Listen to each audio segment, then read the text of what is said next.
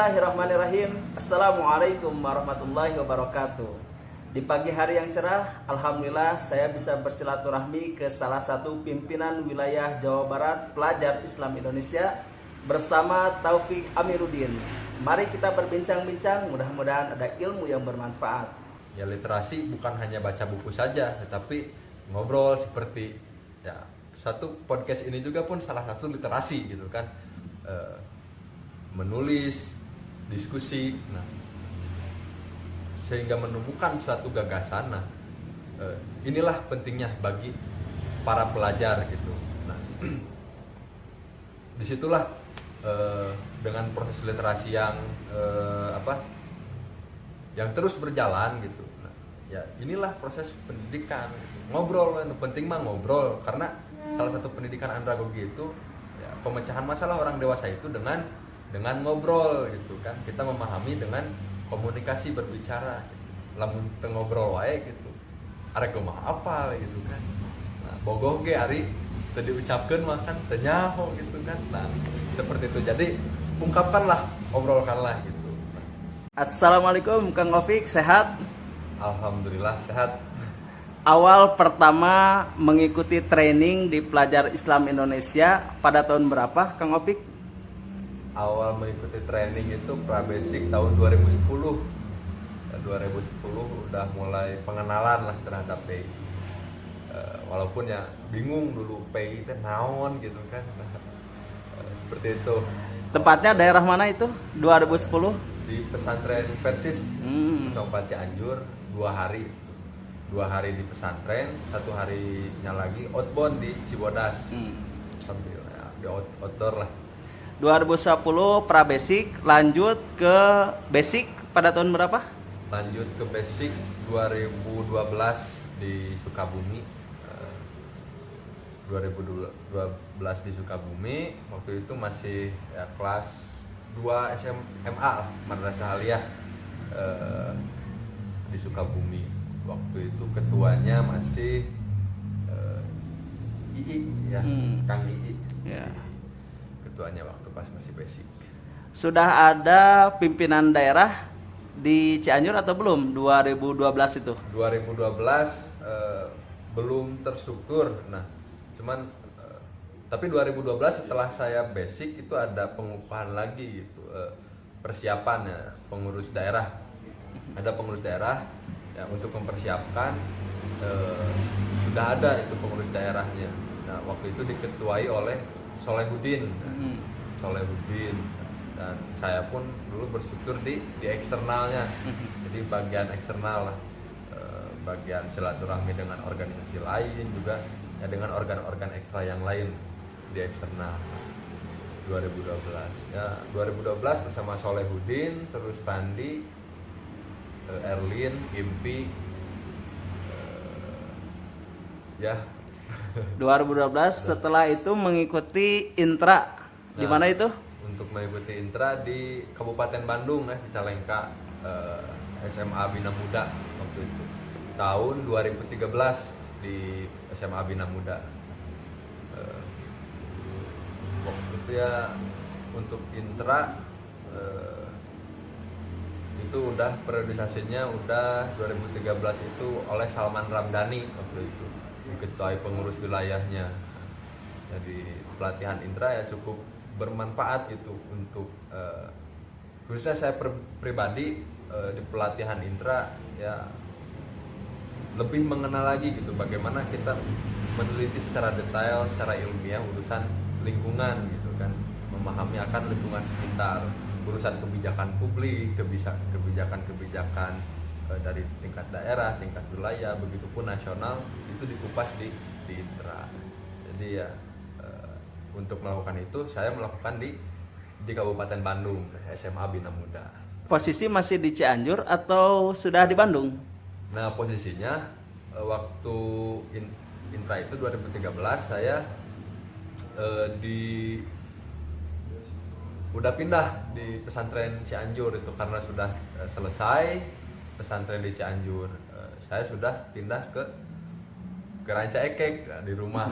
Nah, posisinya waktu itu masih berstruktur itu antara dua, dan pada akhirnya saya lebih memilih kepada Kabupaten Bandung pada akhirnya mah untuk berstrukturnya, itu tidak di Cianjur lagi. Nah, dan dulu kondisi Cianjur jadi kosong soalnya Erlin, Impi semuanya pada kuliah ke Bandung gitu. Nah, tidak ada regenerasi pada akhirnya di Cianjur, semua pada pindah ke Bandung. Masuk ke pimpinan wilayah pada tahun berapa? Masuk pimpinan wilayah tahun 2016, pertengahan 2016 itu udah mulai masuk ke pengurus wilayah. Sekarang 2020, posisi pimpinan daerah yang ada di Cianjur apakah masih kosong atau sudah ada perkembangan-perkembangan? Alhamdulillah sudah mulai ada perkembangan sekarang. Di Cianjur itu ada beberapa komisariat seperti Cikalong udah ada, terus di Petanya juga udah ada komisariat. Untuk kepengurusannya cuman belum ada badan otonom, jadi masih badan induk, belum ada PI-Wati dan brigadenya. Masih untuk strukturnya masih badan induk saja, hanya PI saja. Nah,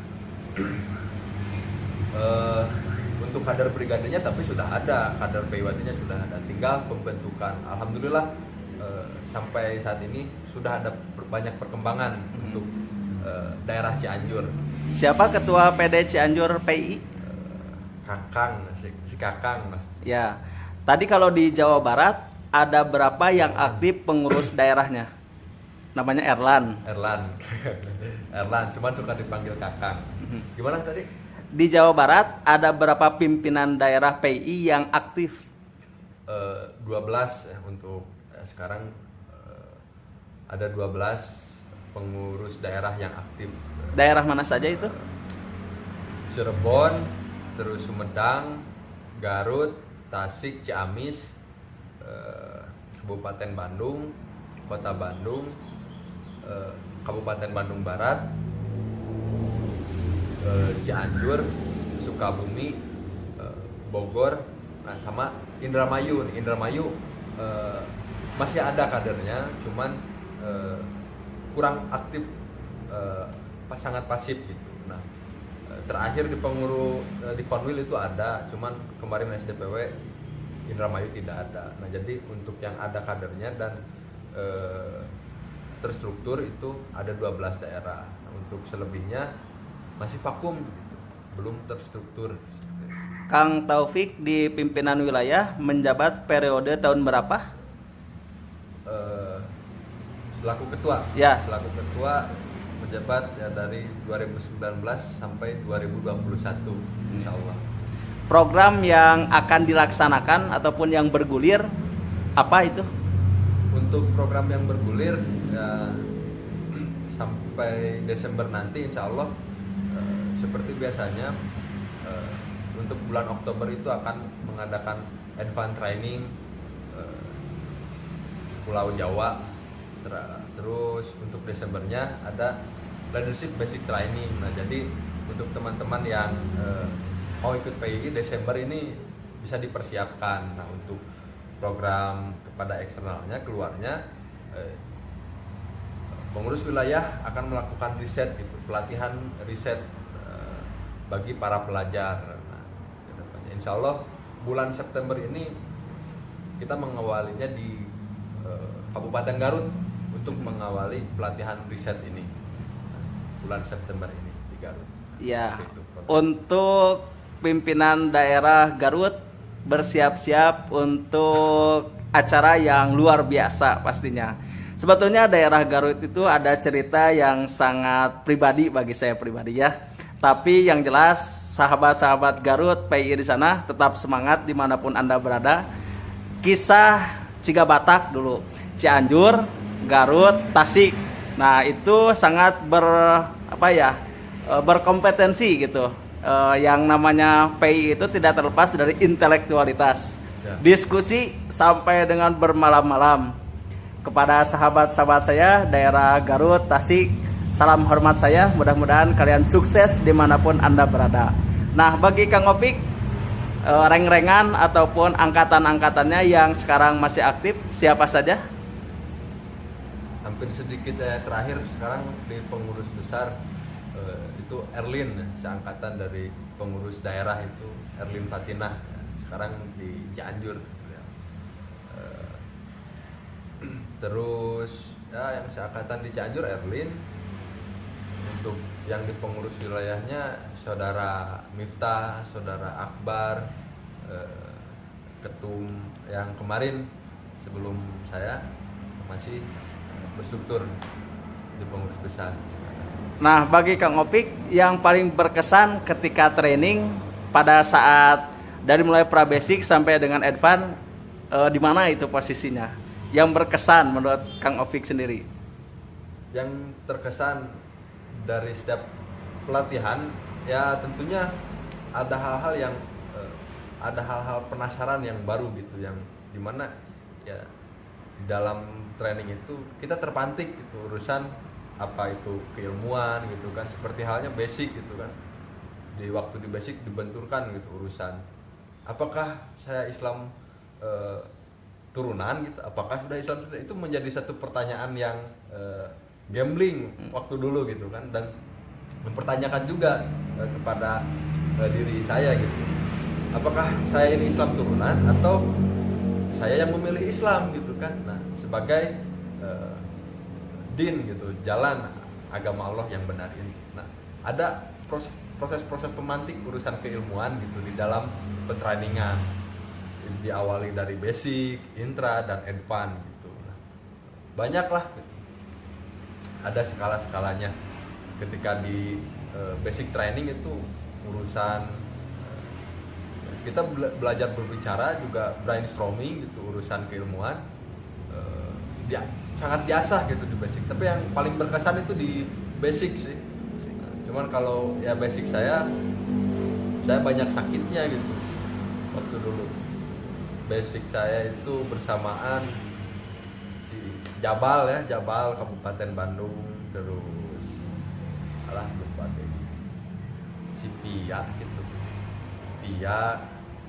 terus Ikin Ya. Short Ikin di Sukabumi, Ikin lupa lagi Ya, selebihnya. pokoknya dan teman-teman. Basic Sukabumi 2012 ya. Kalau di kampus itu biasa ada ilmu tentang filsafat. Jadi membahas sampai dengan ke akar-akarnya. Kalau di PI kita berdiskusi sampai ke akar-akarnya. Tidak ada yang kalah, tidak ada yang menang. Tapi yang jelas kita mencari solusi yang terbaik. Gitu.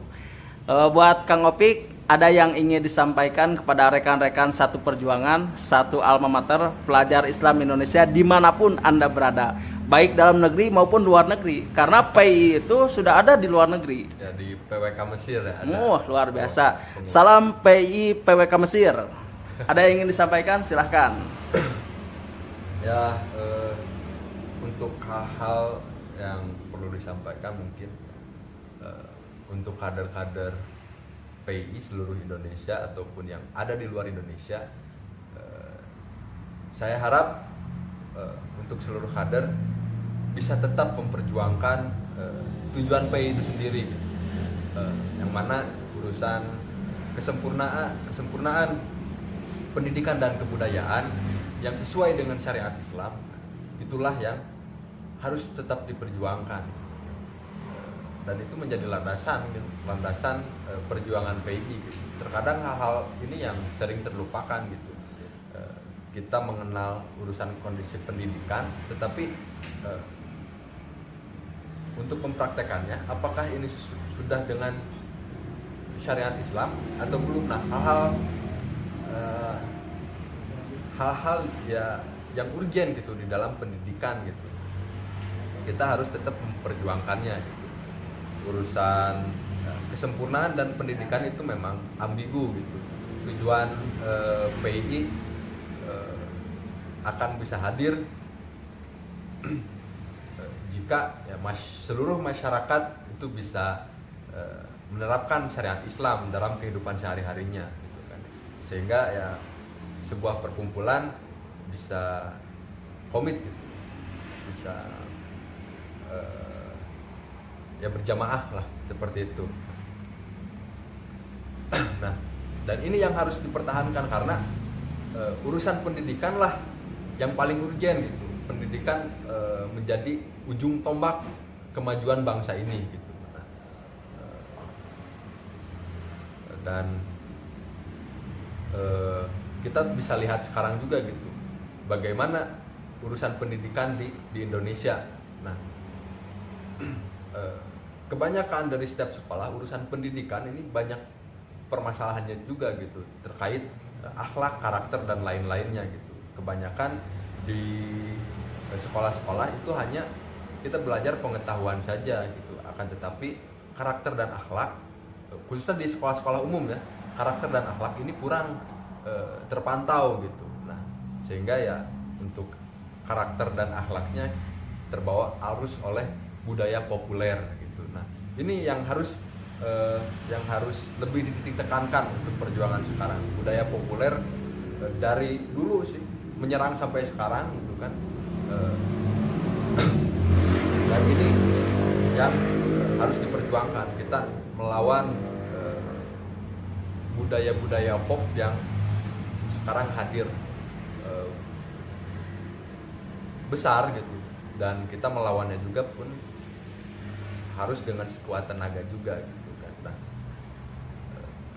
banyak pada akhirnya pengikisan budaya yang dulunya khususnya di Jawa Baratnya di Sunda gitu, anu somea, anu lemes, tapi lihat sekarang pergaulannya ya kalau di kebaratan itu udah pasca reformasi liberasi udah mulailah ya, dan sekarang banyak liberal gitu kan. Urusan identitas pelajar sekarang itu kebingungan gitu kan.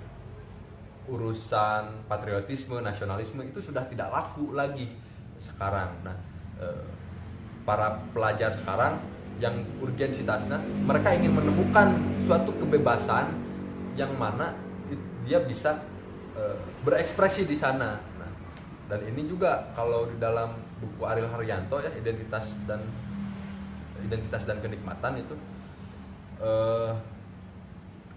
akhirnya banyak gerakan LGBT dan hal-hal yang bersifat liberal itu karena pelajar sekarang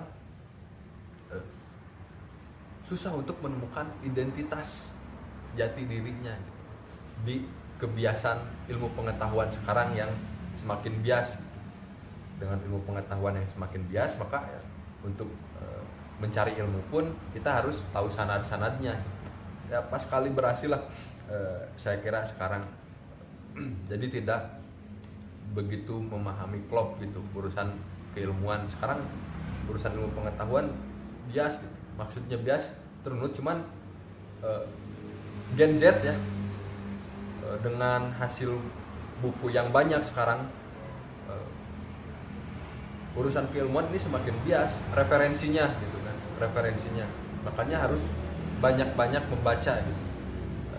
Urusan literasi harus ditingkatkan, sedangkan bisa kita lihat sendiri literasi di Jawa Barat ini sangat minim.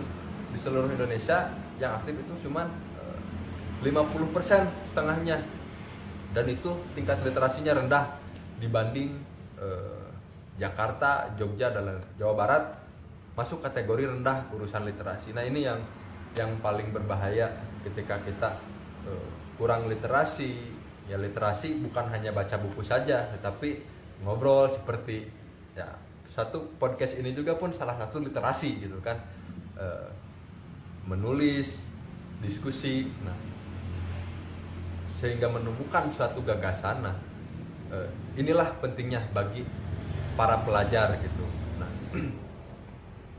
disitulah dengan proses literasi yang yang terus berjalan gitu. Nah, ya inilah proses pendidikan.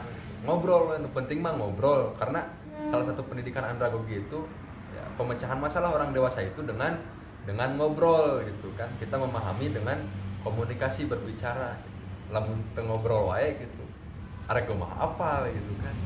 Nah, bogoh ge ari teu diucapkeun mah kan teu nyaho gitu kan. Nah, seperti itu. Jadi ungkapkanlah, obrolkanlah gitu. Nah, jadi ya pesan kepada seluruh kader PI untuk tetap memperjuangkan pendidikan dan kebudayaan yang sesuai dengan syariat Islam. Untuk sekarang mari kita perbanyak lagi diskusi gitu, diskusi tentang kajian kesana pemikiran, intelektual dan lain halnya. Dan yang menjadi salah satu musuh atau yang perlu kita lawan ya, selain dari Ghazul Fikri ya, budaya K-pop sekarang itu harus mulai penyadaran terhadap para pelajar sekarang urusan budaya K-pop sekarang. Ini itu sajalah yang ingin saya sampaikan. Nah, ada yang menarik Kang Opik. Aduh, jadi panjang lagi nih. Sedikit aja. Tadi kan tentang masalah pergaulan. Media sosial semakin banyak. Cuman yang jelas ketika para pelajar menggunakan media sosial yang tidak bijak, artinya jadi tidak mengandung positif-positif, bahkan sekarang yang negatif-negatif nih. Ya. Nah, bagaimana Kang Opik itu menyikapi hal-hal seperti itu? Nah, ya ini salah satu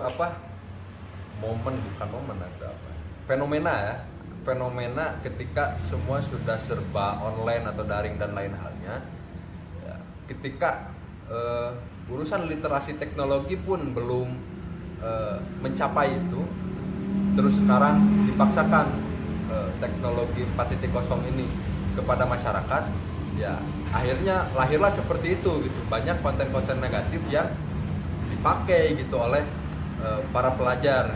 Nah, kita ini belum beres urusan literasi teknologi, literasi baca pun masih ketinggalan, sekarang udah masuk teknologi gitu kan. Nah, literasi teknologinya pun masih kurang dan sekarang dipaksakan. Contoh kecil seperti inilah, kita memahami handphone ini untuk apa gitu kan? Apakah untuk foto-foto, untuk berwhatsappan atau bermedia sosial, Facebook dan lain halnya. Nah, ini tidak diajarkan kan, tidak ada pendidikannya gitu, maksudnya tidak diajarkan di sekolah atau lain halnya. Ini pure ada di tengah-tengah masyarakat. Berkomunikasi di WhatsApp pun ini ya kita harus mengetahui dulu gitu, bagaimana cara berkomunikasi di WhatsApp, di grup. Sampai sekarang kan komunikasi di grup itu saya baca jurnal kemarin untuk pengerjaan kelompok ya, berkomunikasi di grup ya untuk pengerjaan kelompok itu banyak keresahannya ternyata berkomunikasi di WhatsApp itu. Ketika berdiskusi di WhatsApp, ada kajian atau apapun itu cenderung para peserta atau ya satu pengurus yang sedang rapat di WhatsApp itu cenderung banyak ketergesa-gesaan gitu. Nah, sehingga menimbulkan keputusannya pun dalam ketergesa-gesaan. Nah, tetapi pengerjaan kelompok secara offline ini bisnisnya untuk miskomunikasinya lebih cepat ditanggulangi. Nah, kalau yang secara online di WhatsApp ini banyak keresahan ketika lama membalas gitu kan, tapi kita tidak tahu kan kondisi orang lain seperti apa gitu, apakah sedang mati lampu atau baterainya habis gitu, banyak kan? Banyak kendala. Nah, akhirnya yang satu lain, pihak yang lain berspekulasi, aduh ini kenapa si anu gini. Akhirnya banyak spekulasi lain yang itu di luar kendali kita gitu kan. Nah, jadi lebih banyak suuzonnya lah dibanding husnuzonnya gitu kan. Soalnya ya tidak bertemu gitu kan. Coba kalau misalkan bertemu itu pemecahan masalah atau hasil rapat ini bisa diselesaikan dengan baik gitu. Nah, literasi inilah yang harus kita pahami, bagaimana kita bermedsos gitu kan. Itu di grup loh, di grup ketika kita chattingan atau berdua lah, itu kadang spekulasi kita kemana-mana gitu kan. Kalau orang yang husnuzon oke, baiklah. Tapi ini kalau orangnya sudah sauzon gitu kan, kemana aja kan. Nah, jadi komunikasi secara online di medsos itu cenderung banyak spekulasi-spekulasi yang kita putuskan sendiri tanpa tanpa meminta pendapat yang ya entah itu yang update atau yang berkomunikasi gitu kan. Nah, itu di dalam grup WhatsApp yang khususnya privat ya. Apalagi bermedsos, ketika kita bermedia sosial di Twitter, apakah di Facebook, di Instagram. Nah, ini kita harus hati-hati juga gitu kan. Nah, karena apa yang kita post itu orang lain ya pasti ada spekulasi orang lain gitu kan. Waduh, si Anu lagi lagi main atau lagi ngepost di gunung, padahal dianya sedang di rumah atau gimana. Jadi jangan sampai di dalam bermedia sosial, jangan sampai kita membuat spekulasi kita sendiri tanpa ada klarifikasi dari yang ngepost atau yang berkomunikasi atau yang update di media sosial gitu kan. Nah, urusan literasi itu pun ya kita harus memahami sebagai pelajar. Nah, ketika tidak hadir itu, bagaimana kita memposting yang baik gitu kan, bagaimana kita bermedia sosial yang baik itu harusnya ada aturan gitu, ada aturan yang bukan baku gitu ya. Ya harus ada aturan-aturannya lah ya. Nah, seperti itu. Berkomunikasi harus baik, jangan sampai menimbulkan spekulasi yang buruk bagi orang lain gitu kan. Nah, itu dari sisi literasinya yang kita harus pahami. Nah, apalagi ya untuk bermedia sosial sekarang udah sangat liberal banget gitu lah di zaman globalisasi ini. Nah, jadi urusan hal-hal konten negatif seperti pornografi dan lain-lainnya ini mudah diakses. Itu tergantung kepada diri kitanya lagi pada akhirnya untuk memilih konten yang baik dan mana yang buruk gitu kan. Ironisnya gini Kang Opik, ketika konten-konten yang katakanlah kurang baik justru banyak ditonton daripada konten-konten yang positif. Nah, itu yang menjadi permasalahan pelajar-pelajar sekarang. Nah, kalau urusannya ke sana memang selain dari ada fenomena hadirnya WhatsApp, walaupun ya dulu ada SMS lah. SMS pun tidak jauh berbeda ya. Banyak spekulasi pada akhirnya karena komunikasinya itu tidak beres gitu. Beda ya ketika komunikasi SMS, telepon, juga video call, itu akan menimbulkan komunikasi yang berbeda. Nah, tapi berbicara masalah konten, nah kenapa lebih ya urusan konten negatif ya? Ya entahlah, karena mungkin kalau dalam Islam meureun aya setan meureun bisa diharewasan. Nah, terus memang konten-konten negatif memang karena kondisinya liberal gitu, global gitu, online apapun ada ya di smartphone. Nah, ya bebas saja gitu. Kita harus pandai memilih. Nah, tapi ada fenomena yang unik nih, urusan kondisi pelajar yang sekarang. Kenapa pada akhirnya banyak konten-konten negatif gitu kan. Nah, kalau di dalam Islam itu kan ada konsep akil balik ya, di mana orang-orang para pelajar itu balik di usia 13 atau 15 tahun gitu. Nah, cuman untuk mencapai akilnya, ini waktu kemarin ada kajian bersama Bang Adriano Rusfi ya di sini, Bang Aad. Nah, dia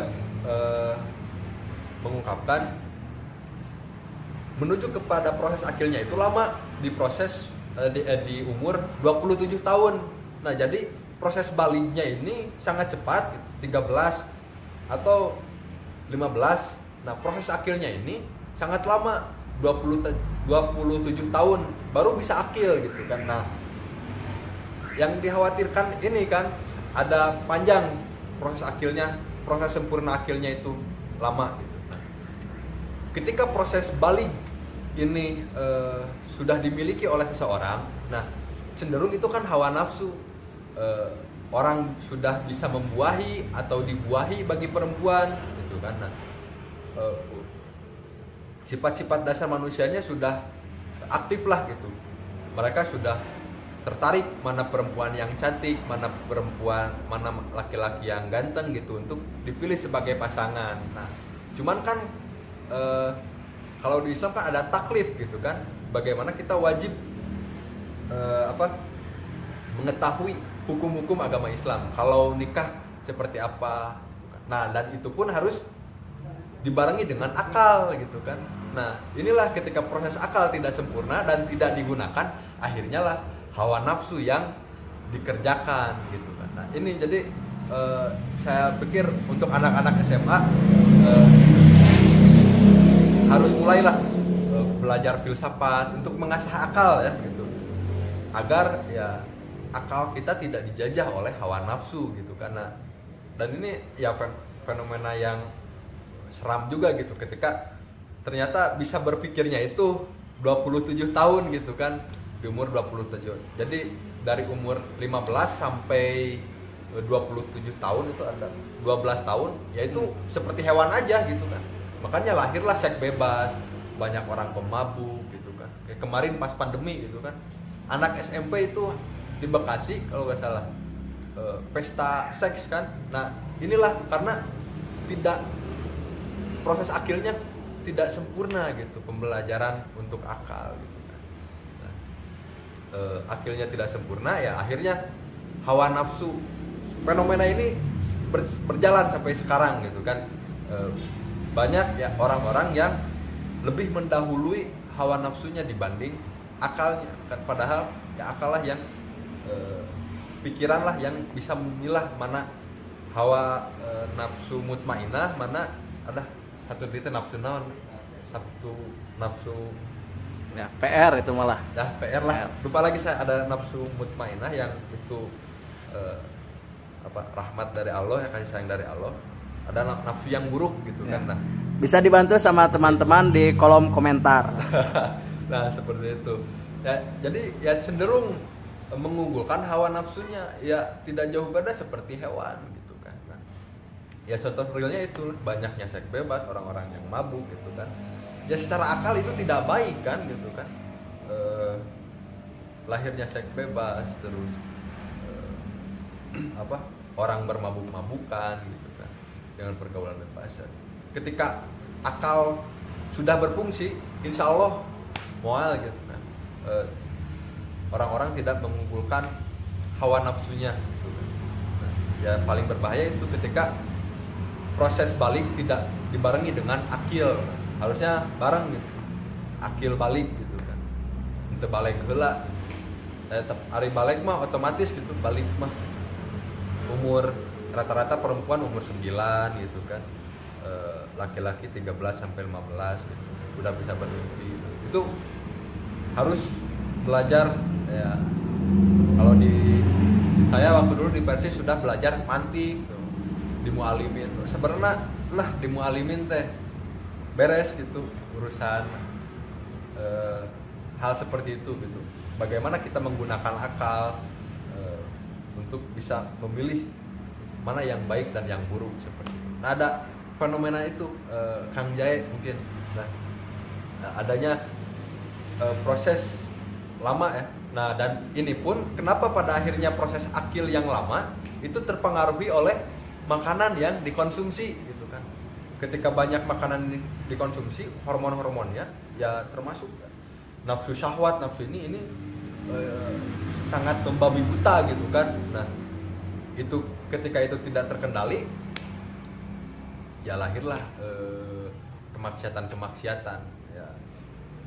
ya urusan makanan lah sangat berpengaruh terhadap hormon-hormon gitu kan.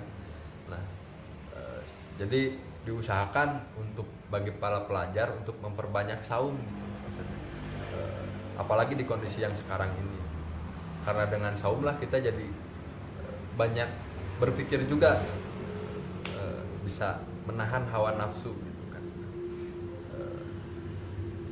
Seperti itu. Nah ya proses akilna lama lah gitu, jadi lebih mengunggulkan hawa nafsu. Makanya konten negatif lebih banyak disukai gitu. Dan ketika proses akilnya beres mah gitu, proses berpikirnya setiap pelajar beres, insya Allah mual gitu, bisa memilah gitu mana konten negatif, ya sudah dilepas gitu, mana yang positif baik bagi dirinya, seperti itu lah. Baik Kang Opik, dipanjang-panjang gitu, udah pasti bakal panjang gitunya. Jazakumullahu kasiron kepada para pelajar Islam Indonesia dimanapun Anda berada. Mudah-mudahan kita semua berada dalam lindungan Allah Subhanahu wa Ta'ala. Sekian, assalamualaikum warahmatullahi wabarakatuh. Waalaikumsalam warahmatullahi wabarakatuh.